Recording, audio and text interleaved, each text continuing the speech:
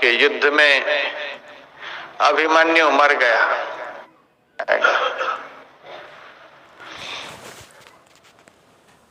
महाभारत के युद्ध में अभिमन्यु मर गया।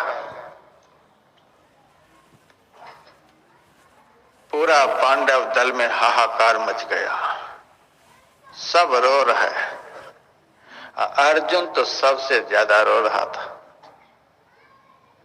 अभिमन्यु कैसा बेटा कौन हो सकता है? 16 साल की उम्र है।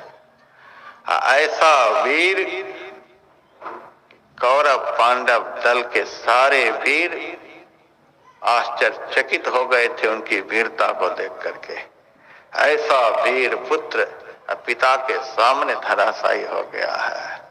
इस कदर पांडव दल में हाहाकार मचा हुआ था। भगवान कृष्ण सबको समझा रहे, कोई समझ नहीं रहा था। अर्जुन तो इस कदर रोता था, लगता था प्राण का त्याग कर देगा। भगवान अब मैं युद्ध नहीं करूंगा। फिर से भगवान ने बहुत समझाया, लेकिन समझने के लिए तैयार नहीं। भगवान ने सोचा इसको बड़ा भारी मोह हो गया है,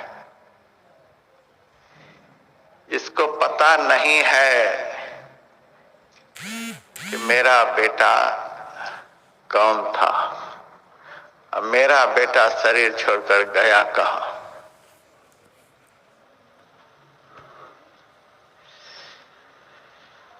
भगवान श्री कृष्ण अंतर्यामी अर्जुन से कहा कि अर्जुन चल मेरे साथ, मैं तुमको अभिमन्यु से मिलाता हूं। ठीक है प्रभु, चलो। कहां है? आंख बंद करो, यहां नहीं मिलेगा। ऊपर गया है। आंख बंद किया, भगवान उनके शरीर को अपने साथ लेकर अंतर्धान हो गए, चले गए चंद्रलोक। चंद्रमा का बेटा बुध ब्रह्मा जी के कहने पर 16 साल के लिए पांडवों की सहायता करने के लिए अभिमन्यु बना था। इस बात को भगवान जानते थे और कोई नहीं। चंद्रलोक में चंद्रमा के पास लेकर भगवान अर्जुन को चले। चंद्रमा की गोद में अभिमन्यु बैठा हुआ था।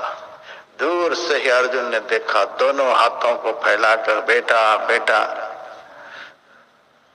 जब नजदीक गया, वह चाहता है कि चंद्रमा की गोद से मैं अपना पुत्र को उठाकर अपनी गोद में ले लूं। बेटा बेटा नजदीक तक पहुंच गया। तब अभिमन्यु ने जोर से फटकार लगाई, क्या बेटा बेटा कर रहा है? इस संसार में न किसी का कोई बाप है, न किसी का कोई बेटा है। इस जन्म में यदि कोई बाप है तो दूसरे जन्म में उसको बेटा बनना होता है।